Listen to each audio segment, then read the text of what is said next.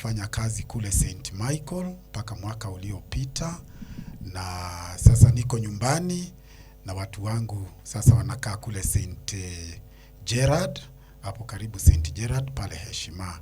Na katika kikundi hiki chetu mimi ni msaidizi wa coordinator ama coordinator mdogo. Kwa hivyo tuko na mengi kuhusu BCCF na karibuni sana. Asanteni. Next. Praise the Lord. Amen. Naitwa Reverend Gadhingu na Yesu ni Bwana.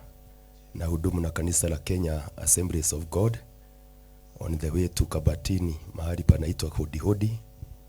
Na katika forum hii mimi ni coordinator wa kikundi ambacho kinaitwa BCCF, Bahati Christian Community Fellowship. Asante sana Reverend, tunawatambua ya kwamba leo umetuletea habari njema, na niseme ya kwamba nashukuru sana kwa ajili ya kuhost watu kama nyinyi ambao wamebeba mzigo ambao ni wa community yetu. Na katika Bahati tunatambua ya kwamba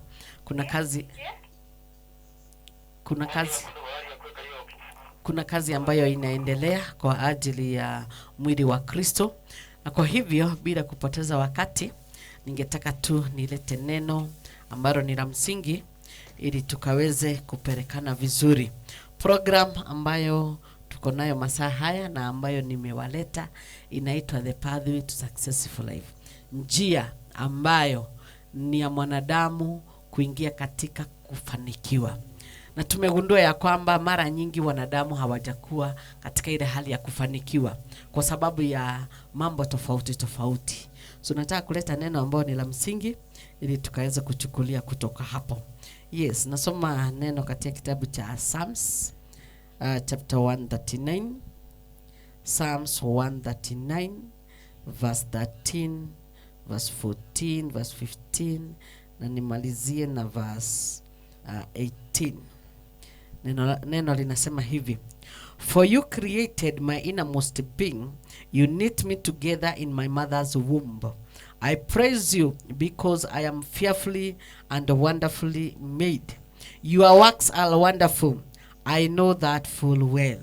My frame was not hidden from you when I was made in the secret place, when I was woven together in the depths of the earth. Your eyes saw my unformed body. All the days ordained for me were written in your book, before one of them came to be. How precious to me are your thoughts, O God! How vast is the sum of them! Were I to count them, they would outnumber the grains of sand. When I awake, I am still with you. Bwana Yesu asifiwe. Neno la Mungu linatuelekeza vile ambavyo Mungu ametuumba, na kwa sababu Mungu alituumba kwa makusudi yake. Mwandishi anasema ya kwamba hata kabla hatujaingia katika huu ulimwengu, Mungu yeye mwenyewe alitujua.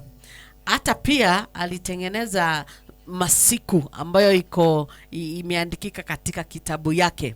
So hii ni siku moja ya zile ambazo Mungu alitayarisha hata muwe mahali kama hapa. Na kwa sababu ako na makusudi mazuri katika maisha yetu, mwandishi anasema ya kwamba at how precious the thoughts. Mungu huwa anatuwaza mambo mema, na hata dakika hii Mungu anatuwaza mawazo mema, na hayo mawazo ndio yanatuelekeza katika kufanya mambo ili tutimize kile ambacho ni cha Mungu katika maishani mwetu. Karibuni sana mara tena. So ningetaka sasa mtupatie habari kuhusu the BCCF, maana watu wengi hawajajua, watu wengi hawajaelewa, watu wengi hawajajua BCCF ni kumaanisha nini. So wakati ambapo tumekuja katika hii program, tungetaka kuwaambia the society ambayo ni ya Bahati, maana tuko central ya Bahati sasa. Watu wote wa Bahati they are following the TLTV. So ningetaka mtupashe na habari. What is BCCF? Tuanze tu hapo. BCCF ni nini na yale mambo ambayo yako ndani.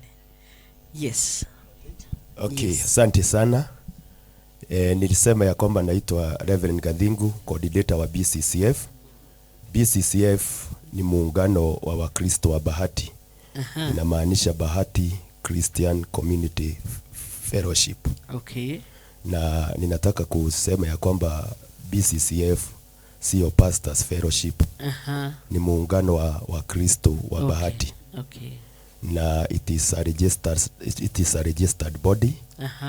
Ni CBO registered. Okay. Na tuko na motto ambao tunaita Unity in Diversity. Oh, wow. Kituangalia sisi kama hapa tuko na catechist hapa, tuko na mchungaji ambaye ni wa Bahati Chapel. Yes. Mimi ni wa KAG. Kuko na wengine ambao hawako hapa, tuko na watu wa Orthodox, tuko na watu wa ACK na madhehebu tofauti tofauti. Kwa hivyo ni muungano wa Wakristo wa Bahati. Na muungano huu ulianzishwa kama miaka 3 ambayo imeisha. Okay. Ulianzishwa mnamo February 2022. Okay. Na haya maono ilikuwa na pastor ama father ambayo tulikuwa tukiita Father Kumfrey. Na alafu akaenda kwao Nigeria. Kwa hivyo kabla hajaenda alituita kama wachungaji. Na mkutano wa kwanza akatuambia anataka tufanye kazi pamoja. Okay. Kama wachungaji ambao wanafanya kazi katika maeneo ya Engoshura. Kwa hivyo BCCF haikuanzia kama BCCF. Okay. Lakini ilianzia kama ECCF. Ambao ilikuwa tu ni muungano na cover tu Engoshura. Okay. Ilikuwa ikiitwa Engoshura Christian Forum. Okay. Baada ya kukaa kidogo tukaona ya kwamba forum inaweza maanisha chochote. Forum can be anything. Kwa hivyo ikabadilishwa, tukaiweka B ikareplace E, na kwa hivyo ikakuwa Bahati Christian Community Fellowship. Kwa hivyo hiyo ndio muungano wetu wa Bahati. Okay. Na tumekuwa tukiendelea vizuri. Wow, huyu mwingine atuelezee zaidi kuhusu BCCF. Okay, nikiongezea niwakumbushe tena, naitwa retired catechist wa Abugo. BCCF sio muungano wa mapasta.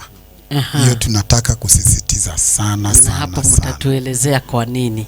Na tutawaelezea kwa nini. BCCF sio muungano wa mapasta.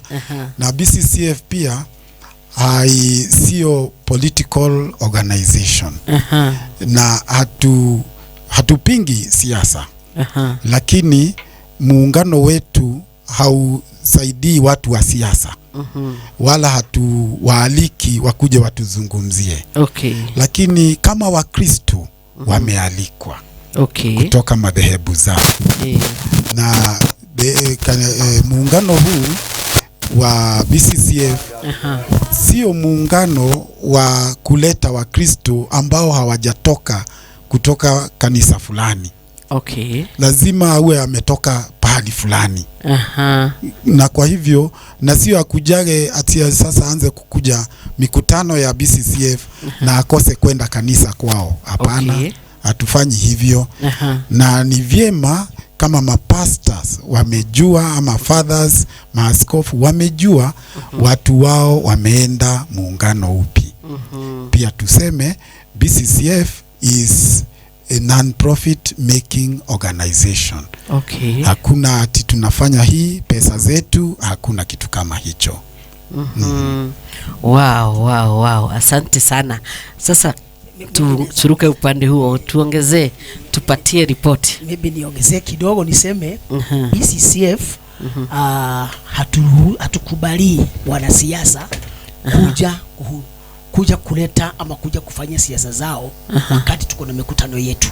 Okay. Tumewapa ruhusa, ndio ni wetu, tunawapenda viongozi wetu, lakini iwapo wanaweza pata kuwa ama wanaweza kuwa wanataka kuongea na wanasiasa wenzao ama kama wenza ama wananchi, watafute forum nyingine. Okay. Ama watafute nafasi nyingine ama wakati wao. Lakini sio wakati ambapo tunakutana kama mkutano wetu wa BCCF. Okay. By the way, tunakutananga after 2 months, lazima tuwe na mkutano after every 2 months. Every 2 months. Tuesday ya mwisho wa mwezi. Okay. Like now next week tunakutana. Okay. Tuesday ya next week ya date 20 22 Aha. 22 ama 25 It should be 25. 25 of August tunakutana. Na tunapokutananga pale huanga tunaletaga report. Okay. Maybe tutakuelezea na kiongozi wetu atakuelezea ndani ya BCCF tuko na vitengo 6. Okay. Kila kitengo kuna ile kazi kinafanya. Okay. So wakati tunapokutana huanga tunaleta report. Kama ile siku ya leo hii report tutaripotia kikundi. Tulikuwa kwa TLT TLT TV na tukaenda tukahubiri na tukawaambia sisi ni akina nani. Hii report lazima tulipresent kwa members. Yes. Na tuwaambie sisi tulienda huko na tutafanya kazi na hiyo TV. Yeah. Wow. Tunakutananga after every 2 months lazima tukutane. Okay. Na huanga tunakutana wapi? Kwa kanisa moja ya wachungaji. Hatuna ile specific place ya kwamba hapa ndipo tunakutana kila wakati. Okay. Wanaweza kuja kwa kanisa yangu, tunaweza enda kanisa ya Catholic ama ya SDA ama ya Orthodox ama ya KAG. Mradi tu wachungaji ambao wako pale wametukubali. Okay. Tuende tufanyie mkutano kwao. So katika hii kikundi bado tuko na wachungaji ambao wanatuletea washirika. Okay. Kama vile wenzangu wametangulia kusema, hiki kikundi sio muungano wa wachungaji. Okay. Ni muungano wa wachungaji wa shirika wa Kristo. Christians. That's why it's called Christian. But Christian community. Okay. So lazima kama vile umeambiwa lazima mshirika awe kuna mahali anashiriki. Exactly. Hiyo ni point ambayo ungetaka kujua. Lazima mimi nimetoka mahali fulani, mimi ni mshirika wa KAG.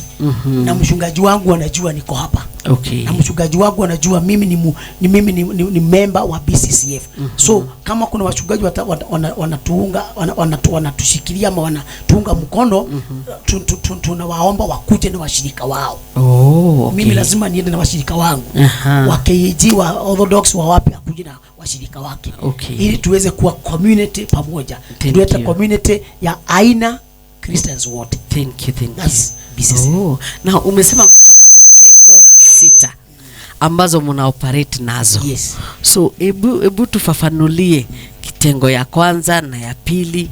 Sasa tuanze kuenda na hiyo dimension. Na mchungaji Kabla pengine nielezee kuhusu vitengo ambazo zimo katika BCCF. Okay. Niruhusu tu nirudi nyuma tu kidogo.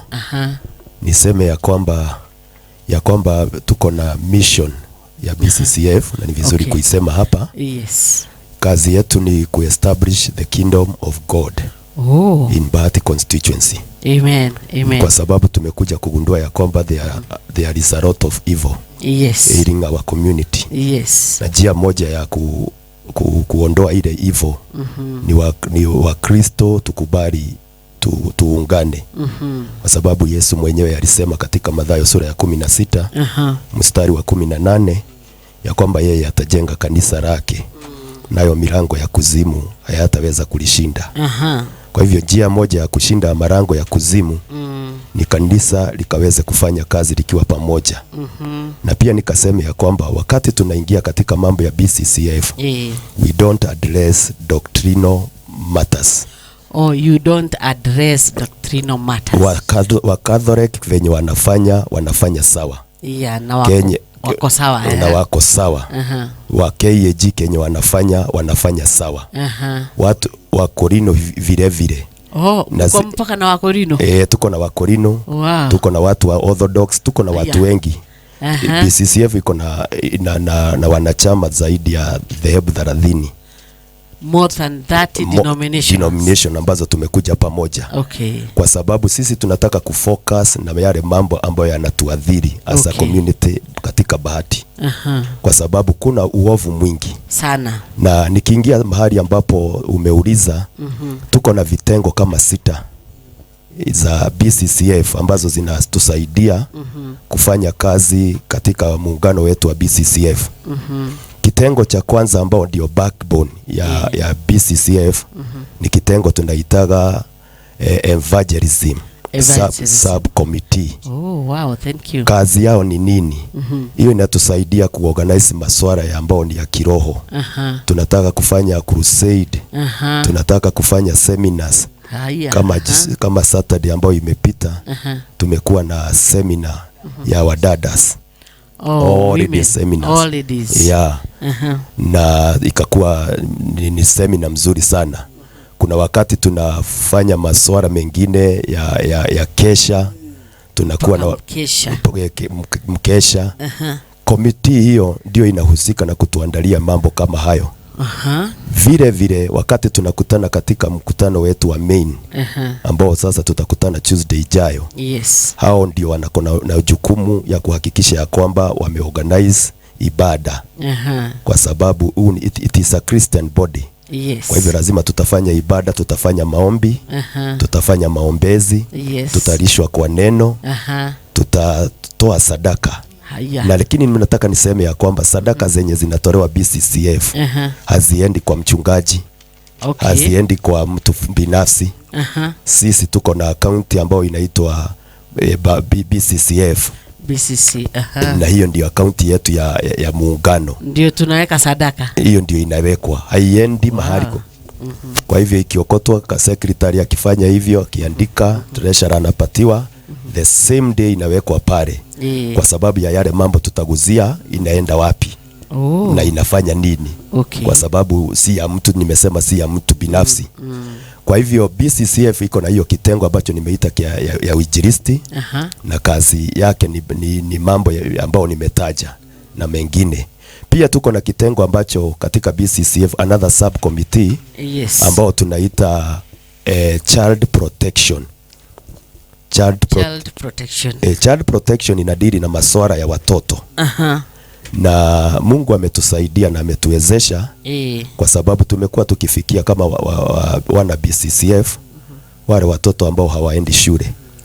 Pengine wazazi hawapatani, kuna shida za kijamii, watoto wametekelezwa. So tunachukua wale watoto na kama Mungu anatuwezesha, tunawapeleka shule, tunawanunulia sare za shule, tunawapeleka shule kwa mahali ambapo ni within Bahati constituency. Na wanakubalika mahali pale.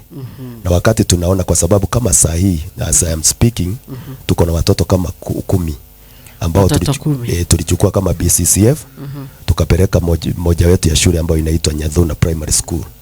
Na kila wakati tunaona wale watoto wakiendelea, tunajua ya kwamba hiyo ni kazi ya Mungu. Ni private ama ni public? Ni public school. Public school. Nyadhuna Primary School is a public school. It's a comprehensive school. Na tunafurahi wakati tunaona wale watoto wanaendelea. Kwa sababu hiyo ni jukumu moja la BCCF. Ikipitia kitengo ambacho tunaita child protection. Pia tuko na kitengo kingine, nitaje tu kwa haraka, ambacho kinaitwa kitengo cha mazingira, environment subcommittee. Hiyo inadili na mambo ya mazingira. Tunafanya kazi pamoja na pengine na serikali. Wakati kuna upanzi wa miti, tunaalikwa na machief, tuna DCC na wale watu, tunaenda kupatana na government katika upanzi wa miti, mambo ya drainage na mambo yote ambayo yanahusiana na masuala ya environment. Kwa hivyo hiyo ni kitengo kingine ambacho kinaitwa environment subcommittee. Pia tuko na kitengo ambacho kinaitwa drug and abuse substance. Kitengo kile kinadili na mambo ya pombe na utumiaji wa mihadarati. Kwa hivyo tunapatana with the community na ili tukaweze because it is one of the evil that is ailing our community. Watoto wetu wanafanyika bure. Na unajua Mungu kusudi yake ni watu wafanyike watu kabisa. Kwa hivyo tunapati na hivyo tunahakikisha ya kwamba how can we go about it to eradicate that evil, masuala ya pombe, watoto wetu wameathirika hivyo. Na baada ya kufikia watu wale, tunawaingiza katika kitengo kingine ambacho kiko katika BCCF, kinaitwa kitengo cha counseling. Na mambo ya sport. Kwa sababu mtu ambaye ametoka katika ulevi, mtu ambaye ametoka katika uraibu wa madawa, mtu ambaye ametoka katika mihadarati, lazima huyo mtu lazima umuonyeshe ni nini hicho atakuwa akifanya baada ya kumtoa katika mambo kama hayo. Kwa hivyo tunaingia katika kitengo ambacho tunaita sport na mambo ya counseling. Lazima huyo mtu apate ushauri na akaweze kuelekezwa vile ataendelea, especially baada ya kuokoka. kwa sababu tumekuja kugundua ya kwamba watu wengi wanaokoka sana, lakini kule kufuatilia inakuwa na shida. Kwa hivyo tuko na kitengo ambacho kinadili na mambo ya sport na mambo ya counseling. Pia katika BCCF kuna kitengo ambacho kinadili na mambo ya sheria. Tunaitaga paralegal. Paralegal ni kitengo ambacho kina kutusaidia kujua vile tutafanya kazi kama BCCF within the framework of the law ya taifa letu la Kenya. Kwa hivyo katika kikundi hiki cha paralegal tumekuwa tukiita watu kama mawakili, wanakuja wanatuelimisha, tunawaorganizia platform, wanakuja wanashiriki nasi masuala kuhusu sheria, ili Wakristo wetu within Bahati constituency ili wakaweze kujua venye wanatakiwa ku interact with the law of the land. Na kwa hivyo BCCF, sijui kama catechist nimesahau jambo lingine. Naona kwamba umenena yale vile vitengo vyote, subcommittees zote, lakini kwa kuongezea tu wakati unaingia katika BCCF kuwa member, ambapo unalipa 200 tu, unakuwa member, lazima utangaze wewe unataka kuingia kitengo kipi. Lazima. At least tunasema kwa sheria yetu kwamba uingie at least moja. Katika hizo vitengo katika uchague. Ili watu wakiitwa pamoja, watu wa kitengo tuseme kama cha paralegal, ndio nyinyi mnaenda kupanga kazi yao. Members wa hicho kitengo wanaenda wanapanga. Wenye kutekeleza ni wana BCCF wote. Kwa hivyo yao ni kupanga tu. Ndio maana lazima wewe uingie kwa kitengo kimoja, either ni cha child protection, alcohol and drug abuse, ama ni cha paralegal, whichever.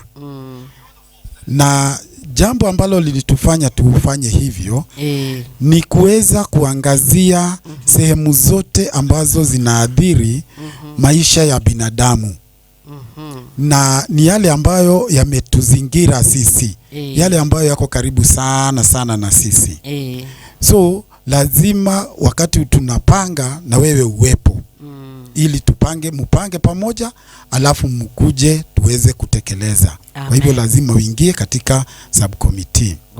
Na jambo lilitufanya tufanye hivyo, tuliangalia watu wale wengi wako katika Bahati constituency wanaenda makanisa.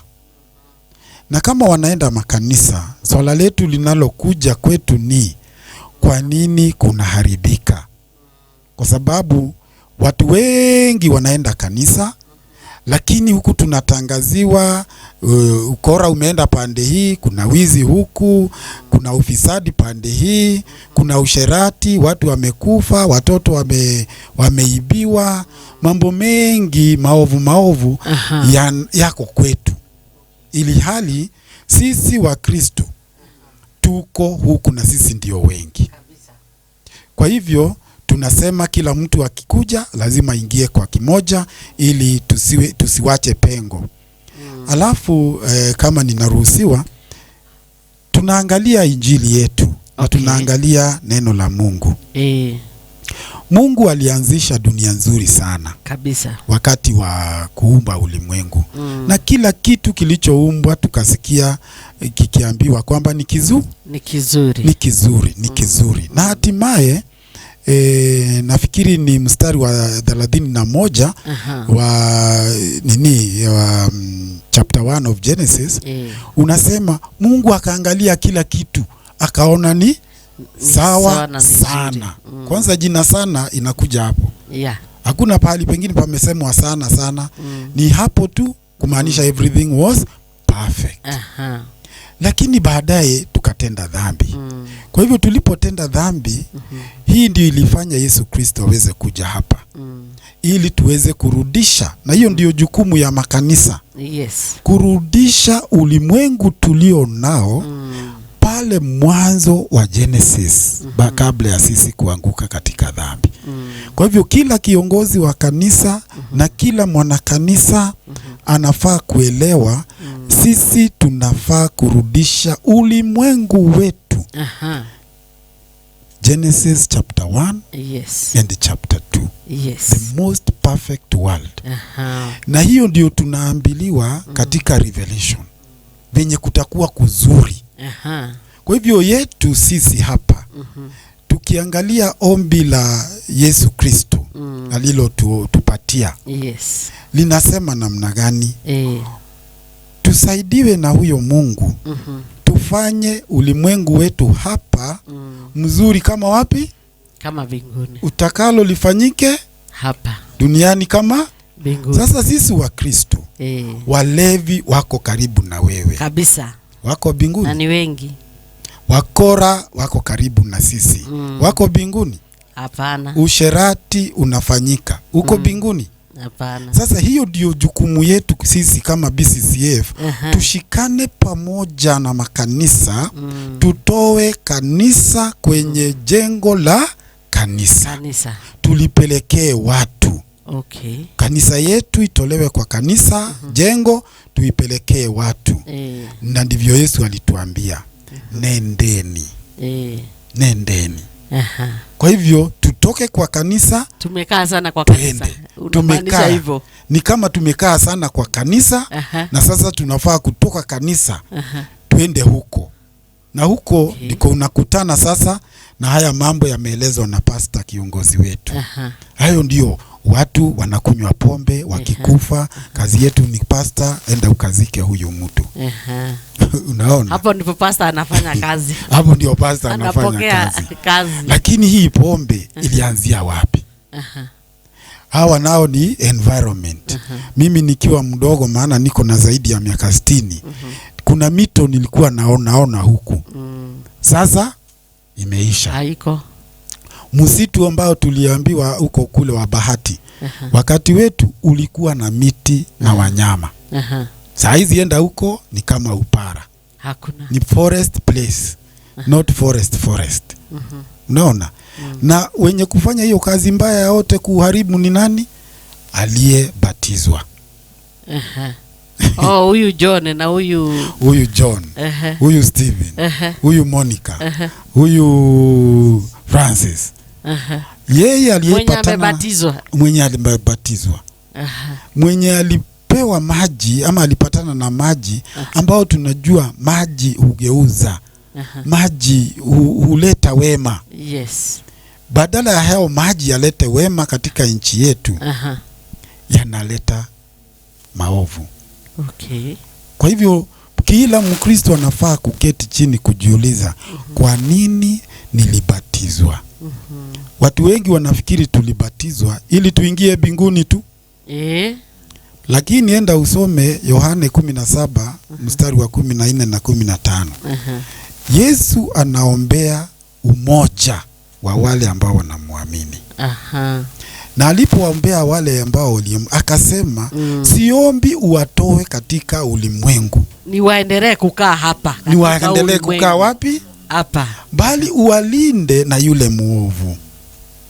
Kwa hivyo wakati tunaenda kutekeleza huu wema, tusifikiri mambo ni mazuri. Okay. Hapana. Ni ngumu, lakini ni jukumu ya kina nani? Yetu sisi. Wow. Hiyo ndio kazi ya BCCF basi. Kuleta ulimwengu wa mbinguni hapa. Kwa hivyo in summary tunafaa kusema we are supposed to test the world, the heaven here. Before we do example. There. Here we should be waiting to go there. Okay. You get it? Because already we shall have transformed this place into heaven. Okay. Yes, this is the work of BCCF. Wow. Haya. Mwiroreri witũ nĩ ũrakĩona ũrĩa kũrathima ũndũ gũkũ. Tunashukuru sana sababu ya hawa watumishi wa Mungu ambao wametuletea the BCCF ambayo wanatupatia mwelekeo jinsi ambavyo huwa wanafanya mambo. So tukiwa tu hapo, ningetaka kuwatambua watu wawili watatu ambao wanatuwatch na wanaendelea kuwatch hii program. Namuona Dona Sheri anasema amen man of God. Yes, hiyo ni kumaanisha ya kwamba anasikiliza. Kuna mwingine Steven Mwangi anasema feeling the word. Aha, na tena kuna Naomi Kagiri anasema welcome to our live show.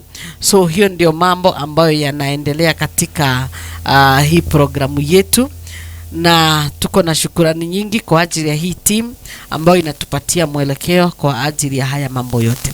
Sasa turudi sasa, Pastor Francis, umekuwa katika hii hali ambayo ni ya BCCF na kuendelea, na kulingana na nyinyi, ninajua kwamba kutoka pahali ambapo mlianzisha, munaona uzito wa hii society yetu uko wapi? Maana kulingana na vile mmekuwa mkioperate, kuna pahali ambapo mungetaka tutilie mkazo pahali fulani, maana society yetu iko, hayo mambo munasema iko, lakini ni wapi ambapo society yetu tumepoteza mwelekeo kabisa kabisa kabisa? Yes, tupatie hiyo sehemu. Kweli changamoto iko, changamoto ziko. Yes. Na kuna ile ambayo tunafaa kujua ya kwamba hapa tunafaa kutilia mkazo. Na haswa kama vile unasema, kama kanisa tuko na shida. Kanisa tuko na shida kwa sababu tusipokubatia ujumbe kama huu wa kuweza kuelewa BCCF ni nini, basi tutakuwa tunahubiri tu injili ile tu ya kwenda mbinguni, ile ya Roho Mtakatifu, ile ya miujiza na utabarikiwa, ili hali tumeshindwa kujua kazi ambayo Bwana Kristo Yesu alituitia. Na ile kazi ambayo tumeitiwa ni nini? Kama vile tumeambiwa na viongozi, ni kuomba ufalme wa mbinguni uje hapa ili tuweze kubadilisha ulimwengu ambao tuko ndani. Kumaanisha kwamba kama kanisa linaweza elewa haswa sababu ya Mungu kuumba mwanadamu na majukumu ambayo alipewa akaweze kuyatekeleza akiwa pa ulimwenguni, basi hii kazi yetu itakuwa rahisi. Na ndio maana bado tuko na hiyo changamoto ya kuconvince watu waelewe BCCF haswa kazi yake ni nini. Na kwa hivyo mimi kama nasema ya kwamba wachungaji tulio na wao, ambao wao ndio milango ambao wanavaa kutufungulia tufikie washirika wale, wakubali kuleta washirika karibu na kuwaelezea wajue kazi ya BCCF ni nini, basi kazi yetu itakuwa rahisi. Lakini watoke kule makanisani ndani, watoke pale tu kwa pulpit ya kuhubiri siku ya Sunday, watu waende mbinguni, utabarikiwa na gari, utabarikiwa na plot, utabarikiwa na ndege. Tujue kwamba kando na hizo baraka ambazo nawaambia, kuna majukumu mengi ambayo Kristo Yesu aliashia wanafunzi wake. So mimi nasema kwamba wachungaji wetu wafikiwe mahali popote wapo, maana wao ndio wamebemba washirika. Mimi niko na washirika wako nyuma yangu, na nitakaowaambia lazima watanifuata. Wambugu wako na wale ambao wanamfuata, atakaowaambia ndio watawafuata. Lakini tusipofanya hivyo, si kama wachungaji tuweze kubai hii idea ya BCCF, basi tutakuwa na wakati mgumu sana wa kufikia mshirika kumconvince. Sababu sisi maybe wachungaji hatuelewani, hatupatani, hatufanyi kazi pamoja. Huyu Wambugu kuna vile anaamini na mimi vile kuna vile naamini. Sasa na shida anakuja kwangu kuniambia tufanye kazi pamoja kwa njia gani? Si mimi ni wa ubatizo wa maji mingi na yeye si wa maji madogo. Sijui yeye ni katika hiyo hali tukianza kuchambua hiyo doctrine ya mmoja na mwingine, basi hatutafikia malengo ya kazi ya Kristo ambaye alituwashia hapa duniani. So wachungaji wapate kuelewa, wakuje tufanye kazi pamoja, wakuje tuweze kujua ufalme wa mbinguni jinsi ambavyo unafaa kuwa. Yani wakuje tufanye kazi pamoja. Wachungaji, lengo letu ni tufikie wachungaji. Tukishafikia wachungaji, kazi itakuwa rahisi. Asante. Ningependa kuongezea hapo, tuseme kwamba Revelation 3:20 Revelation 3:20 inasema namna gani? Ninabisha mlango. Ninabisha mlango. Yes. Kwa hivyo watu wale ambao wamewekwa katika ulinzi wa kanisa kwa mafuta ambayo yamebarikiwa, yes, awe ni askofu, awe ni pastor, awe ni reverend, yeyote yule ako na ulinzi wa kanisa kabisa. Yule ndiye anaambiwa kwa wakati huu katika jicho la BCCF iti kwamba tunabisha mlango ili tuweze kuwafikia Wakristo waliomo katika kanisa lako. Na viongozi hawa wasiogope. Okay. Sisi hatutaki kuchukua mtu ambaye hayuko katika kanisa. Okay. Na sisi husema kwamba BCCF sio kanisa. Aha. Hiyo tunasisitiza sana. Si kanisa. Si kanisa. Ni muungano. Ni muungano wa Wakristo. Okay. Tuweze kusema kwamba umoja ni nguvu. Umoja ni nguvu. Na kama umoja ni nguvu, basi sisi ambao ni Wakristo tuungane. Aha. Lakini tunataka kuungana kwa ruhusa ya wewe ambao uliwekewa in charge ya kanisa.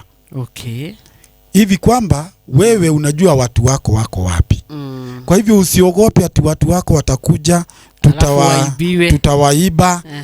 Hakuna mambo kama yale. Usiogope. Lete watu, wacha watu, kila mtu awe member wa BCCF ili tuweze kubadilisha mambo yale ambayo yanaendelea katika maeneo yetu. Hasa unaona sasa kuseme kama mambo ya siasa.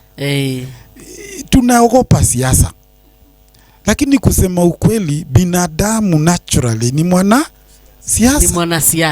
mwanasiasa. Lakini sisi tuwaelekeze vizuri. Eti kwamba siasa ile tunapiga sio ya kutukanana, sio ya kuuana, sio ya kuvuliana nguo.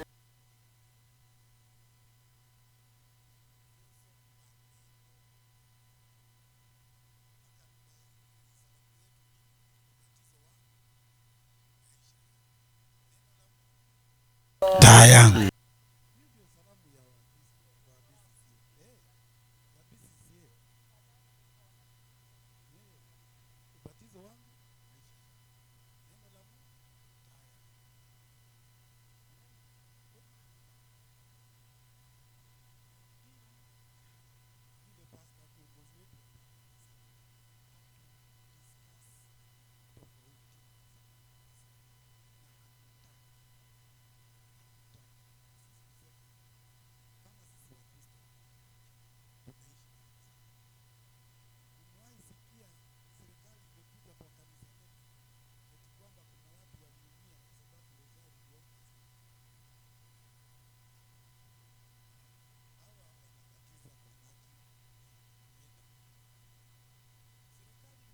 Kwao kusema kuna watu walikufia huko kwa maji na wamebatizwa sana.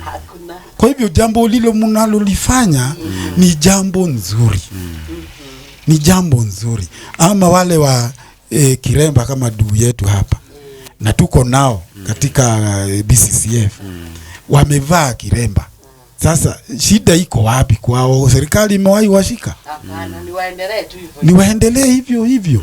Kwa hivyo pastor, usiwe na wasiwasi watu wako wakikuja katika BCCF.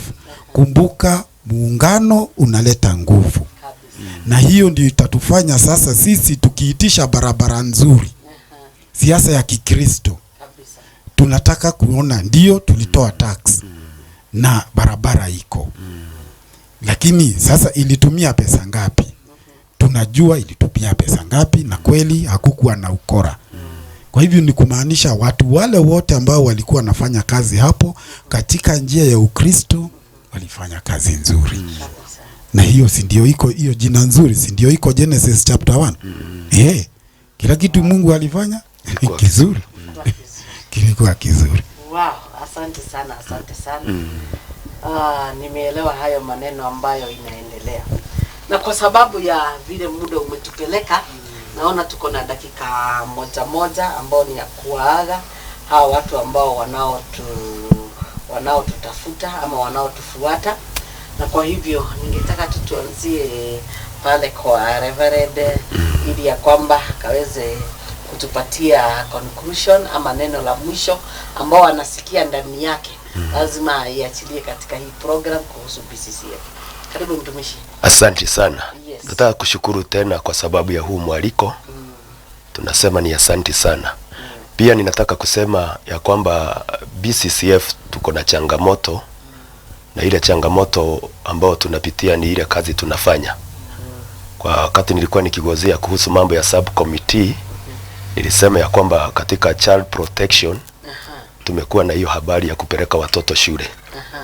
Mara nyingi kwa sababu muungano huu wetu wa BCCF haujakawia sana.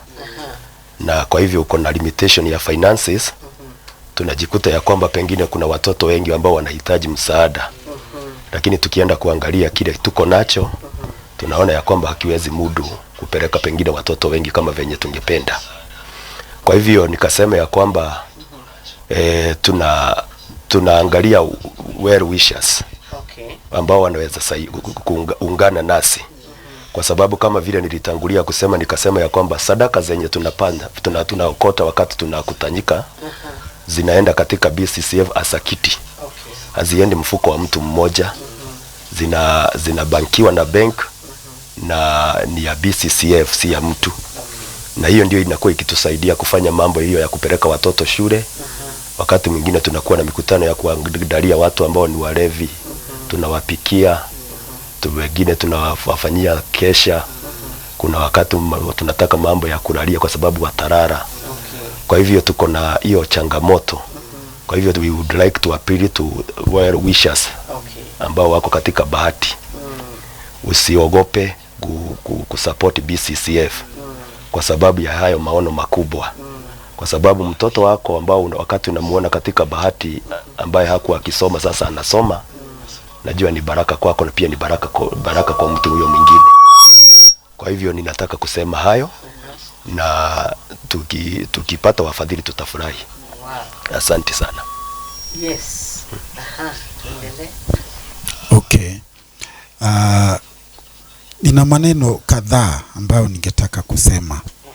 Kwanza kuendeleza vile pastor amesema hapa, wakati anataka kutuma pesa ajue kwamba sisi tunataka kitu kinaitwa accountability and transparency.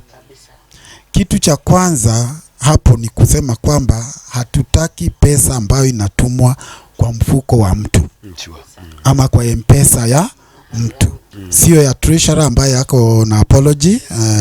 Asante kwa kukumbuka labda Pastor Jane wa God Grace alikuwa na mkutano mwingine, so yeye ndiye treasurer wetu. Hatumtumii pesa yeye mwenyewe, bali tunatuma pesa kwa akaunti yetu, na wakati pesa zimetumika tunazieleza zilitumika namna gani. Pesa ikitumwa tuseme inaenda kwa kitengo cha watoto, ndio itaingia kwa common treasury yetu, lakini kwa record inaenda kwa pande ya treasury ya account za watoto, ili tuone kwa watoto tuko na pesa hizi na tunaweza tumia namna hii, ili tusije tukatumia sana ikapanda kwa watu wa environment ama kwa pande ya paralegal. Kwa hivyo tunajaribu sana kucategorize pesa hivi kwamba kila treasury, kila kitengo kiko na pesa yake. Na pia jambo la pili, kwa hivyo hiyo accountability, be assured of that. Please support us vile ambavyo unaona ni vyema, ili tuweze kusaidiana. Paralegal training, tumejaribu sana kutafuta hata constitution yetu ya Kenya. Umeelezwa hapa kwamba tunataka kufanya mambo kisheria ya Kenya. Na ignorance, sijui tunaweza hitaji kwa Kiswahili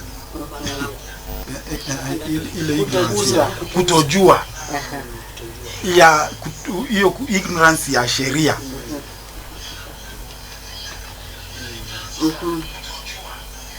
Hiyo ignorance ya sheria iko na watu wengi sana. Hata ukikuta watu tuseme wako na baraza, hawajui wana baraza hapo kulingana na sheria ya nchi. Ama mtoto anadhulumiwa, ama unaanzisha kanisa. Watu wengi wanafikiri tunafanya kila jambo venye tunavyotaka kufanya tu bila ya sheria ya nchi. Lazima utimize nini? Sheria ya nchi. Kwa hivyo hiyo paralegal part tungetaka tujue sana. Na kwa hivyo tunatafuta wafadhili, na pia tunatafuta watu ambao wanaweza kututrain mambo ya sheria sehemu kwa sehemu, kama vile sasa vile vitengo umeelezwa hapa. Kila kitengo kinaongozwa na sheria fulani katika nchi yetu. Sheria hizo tunazijua? Hatuzijui. Hata kwa wakati tunaanzisha makanisa, tunaanzisha kanisa kwa sheria fulani. Sio tu ati unaanza spirit imekupeleka, lazima uingiane na nini? Na sheria ya nchi. Kwa hivyo hiyo ndio ningetaka kuongezea. Kwa hivyo training ya paralegal. Na hiyo kama sasa juzi nilikuwa Nairobi na nilienda mpaka government press kununua nini? Katiba yetu, ili tuweze kuelewa katiba. Lakini nikakuta kale kadogo hakuna, ni ile kubwa tu iko, na ile iko kubwa ni 450 hapo. Sasa ni watu wangapi sisi BCCF tutaweza kununulia kila mmoja? Kwa hivyo kama kunaweza kuwa na mtu ambaye anaweza kutusaidia na hiyo katiba na kuwe na wengine ambao watakuja kutufunza, itakuwa kitu kizuri sana. Jambo lingine, kuna watu ambao wamekalia mashamba, tuseme hapa kwetu Ngashura, na wako na shida ya kiuchumi kabisa. Na kile amekosa kujua ni sheria tu, ili ajiinue kiuchumi, atoke katika hiyo shida. Tuseme kama ni kitu kama succession ambao haieleweki vile ni nini unafaa kulipa wapi, kwa nini upeleke hii document kwa serikali uambiwe ilipotea, ili hali kuko na Wakristo ambao walibatizwa, hao ndio ulipatia hiyo kitu. Kwa hivyo kama tungetekeleza wajibu wetu kama Wakristo, ingekuwa rahisi sana hata watu wengine kujiinua kiuchumi. Si unaona? Kwa hivyo ignorance is just too much ya sheria. Na pia kwa makanisa yetu hii kitu inaitwa public participation. Is also another part ambayo tunafaa kusaidiana kwa makanisa. Wajameni, tuende public participation. Hiyo si mambo ya kisiasa. Hiyo ni mambo ya serikali.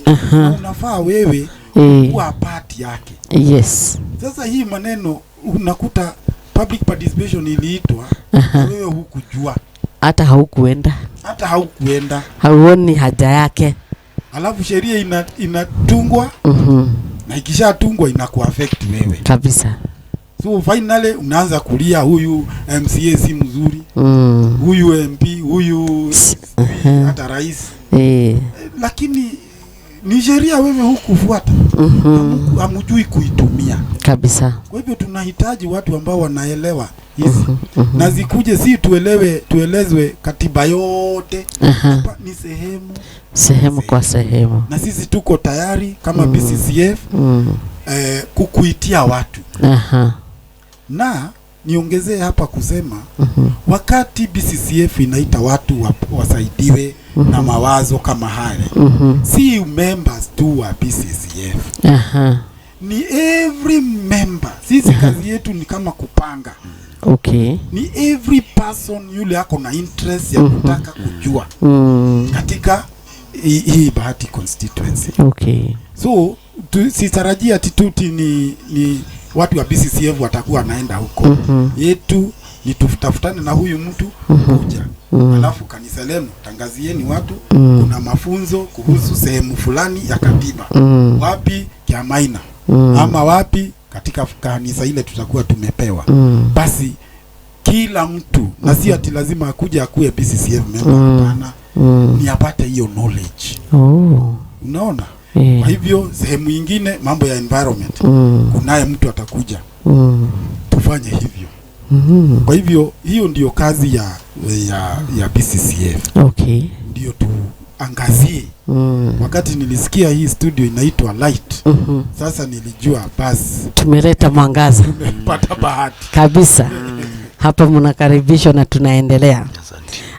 Thank you very much. na ninajua ya kwamba umeconclude sasa. Kulikuwa na account yetu kama na application yetu ya Okay. Hiyo nitakupatia nafasi baadaye. Yes, mchungaji. Asante. Nataka upeane conclusion ya hii mambo kuhusu mambo yote ambayo tunahitaji kuyatengeneza. Yeah. Kwangu jambo la kwanza ni kushukuru kwa sababu ya hii platform ambayo tuliweza kupata nafasi ya kuja kujiongea on behalf of Bahati Christian Community Fellowship. Na kama vile walionitangulia wamesema, changamoto ni mingi na mambo mengi ambayo tunahitaji sana tunaelekeza ujumbe kwa makanisa kupitia wachungaji wetu. Kwanza bila kusahau ninawaalika kwa mkutano wetu wa mwezi ambao utakaofanyika kanisa la Life Solution next week Tuesday pale Kabatini. Kwa hivyo tumefungua mlango wa kualika wachungaji na washirika wote tufika mahali pale.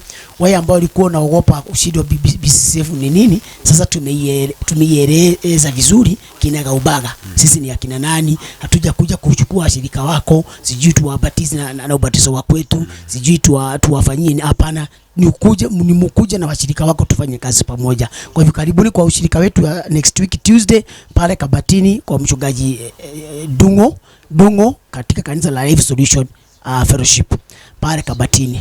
Life Solution, si ndio? Ya pale Kabatini. Kabatini hapo karibu Kabatini Center.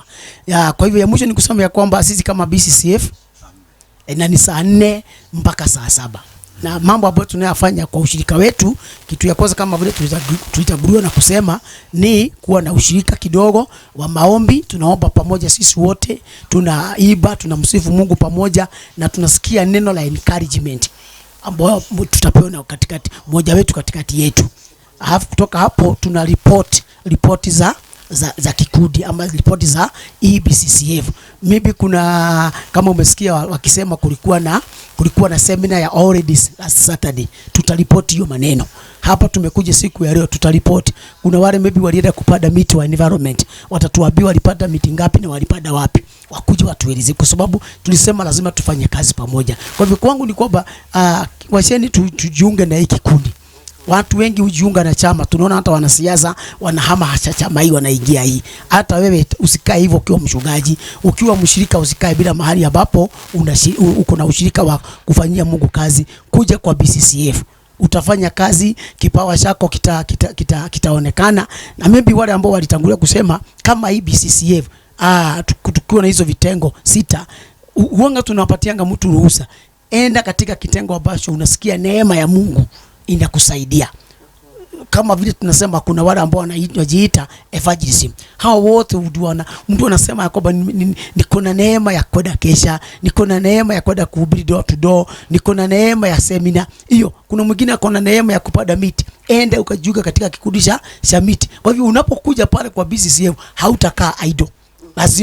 Lazima utajitambulisha na uwezo wako wa kumhudumia Mungu ukiwa ndani ya BCCF. Kwa hivyo mimi kwangu ni kuwakaribisha kwa bini kikundi mzuri, haina usiasa, haina profitable anything, ama sio kikundi ya mtu, sio kikundi ya kanisa fulani, ni kikundi ya washirika wa Kristo wote ambao wamebatizwa na ubatizo wa maji. So Mungu awabariki. Tumefurahi sana kwa kuhostiwa hapa na tunatarajia kuenda zaidi na tukue pamoja na nyinyi. Kwa hiyo mkitufungulia ule mlango tutakuja hapa zaidi na zaidi, na tuweze kuelezea watu tunayoyafanya. Asanteni. Wow. Tunashukuru sana hata kwa ajili ya vile tumeendelea kuwa na hii programu yetu. Najua kwamba wewe msikilizaji umetufuata na hata pia umeelewa BCF ni nini na vile ambavyo wametuelezea jinsi ya kushikamana kama community ambao iko ndani ya Bahati, na yale mambo ambao wametuletea kuhusu the subcommittees ambazo nimesikia ni 6, na by the way nimesikia kuna jambo ambalo ni la muhimu sana, wewe kujali huyo mwingine despite ni dini yake ambao anayoendelea. And I like hiyo ni moto ama ni sarabu zenyu. ubatizo wangu maisha yangu. Kwa hivyo uachane na vile nimebatizwa na vile ambavyo hiyo ni imani ambayo iko ndani yangu. But kuja tupelekane na tuende pamoja kwa ajili ya even our environment and our society. Haya. You mean? Hiyo siku ingine ndio mtakuja kutuelezea kuhusu the anthem ambayo mko nayo, na pia kuna mambo mengi ambao hatujaingia kwa undani. Kumaanisha ya kwamba leo tumeleta ikiwa introduction. Na ninajua ya kwamba Mungu atatupatia siku ingine ambayo ni ya kuja kuingia sana na kuelezea haya mambo ili ili ya kwamba our society ikaweza kuelewa ya kwamba BCCF ni muungano wa makanisa mengi, sio kanisa moja. Wa Wakristo wa Kristo. Wow, I like that. Sasa nataka kukupatia nafasi ambayo ni ya kupatiana hiyo namba ambayo ni ya wafadhili, na niseme ya kwamba ni vizuri sana ile kazi ambayo mnafanya, especially the best part ambayo imeniguza kwangu mimi ni upande wa kusomesha watoto. So mfadhili ambaye anaweza sikia kwamba tuna support hawa watoto na hata pia tuko na hiyo nafasi ya kuwasomesha na kuwatengenezea mambo ya school fees na uniform, hiyo ni jambo la baraka sana. Na hata the part ambao ni ya the addictives, wale ambao wamekuwa addicted na drugs, na hata pia upande huo tunawasaidia. So nataka kwa dakika moja tu upatiane hiyo namba na hata the email address ambao mnaotumia, ili ya kwamba tukaweza sasa kuomba tukawaage watu wetu, maana wamesikia habari. Karibu. Basi kama ungetaka kuungana na sisi ama kujua mambo mengi kuhusu BCCF, email yetu ni bccf22cbo@gmail.com, kwa herufi zile ndogo, bccf22cbo@gmail.com. Hiyo ni pande ya kucommunicate na sisi.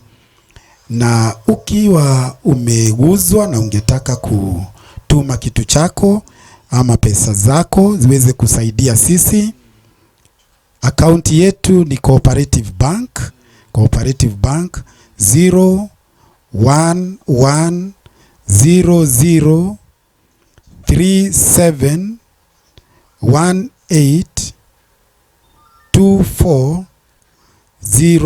0110037182401. Irudie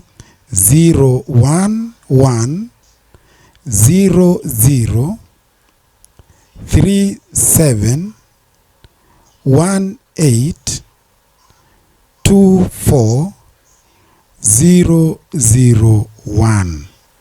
Na kama unataka kutuma kwa njia ya paybill, tuko pia na paybill 400-200.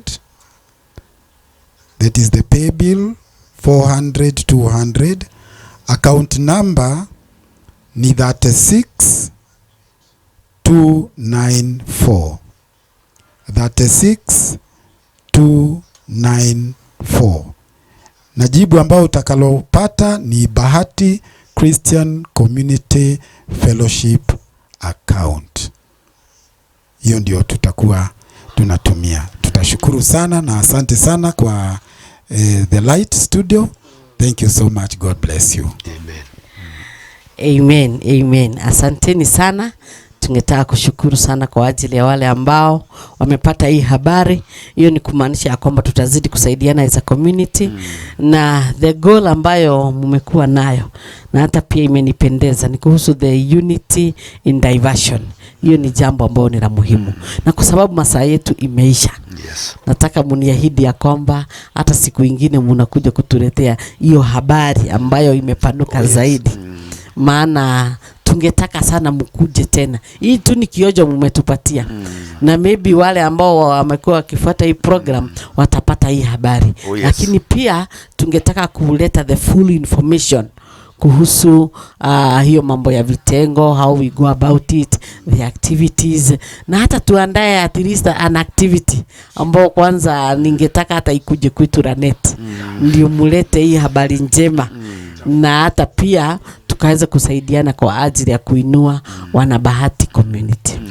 Otherwise niseme ya kwamba mubarikiwe tu sana kwa sababu ya nafasi hiyo ambayo tumekuwa pamoja, na kwa sababu hiyo nataka Pastor Francis atufungie kwa maombi ili tukaweze kufunga hii kipindi, maana Mungu ametujalia na hata tumefika tamati. Amen. Na hata umwambie yule ambaye anayetufollow ya kwamba tumefurahia kuwa na wao. Yes. Tuamini na tuombe.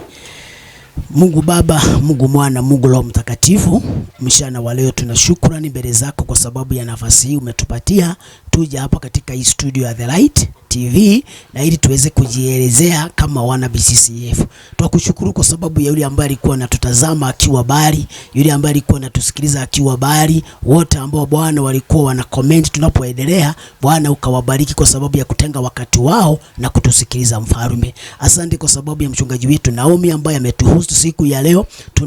Tunamkabidhi mikononi mwako. Tunaamini ya kwamba yote ambayo tumeyaelezea kama utangulizi wa BCCF, nafasi nyingine ikifunguka tutakuja kuelezea zaidi katika jina la Yesu. Bariki hii TV, bariki wafanyikazi wote na director wao, wote wabarikiwe na watendewe mema. Asante kwa sababu ya community yetu ya Bahati, maana Mungu utaibariki na utaionekania. Na Nakuru County utaibariki na Kenya mzima utatubariki. Pokea sifa tunapofungua na kwa mtu kuelekea, maana kuondoka kwenda mahali alikuwa umetoka, Bwana ukaweze kutuelekeza na kutuongoza. Utubariki kuonana wakati mwingine. Kwa neema yako tutakusifu na tutakuinua. Na ni kwa jina la Kristo Yesu aliye Bwana na mkombozi wetu. Bwana tumeomba na hata tumeamini. Amen. And now may the grace of our Lord Jesus Christ and the love of God and the fellowship of the Holy Spirit be with us now and forevermore. Amen. Amen. Shalom. Shalom. Shalom. Shalom. Shalom. God bless. Amen. Over to you, producer.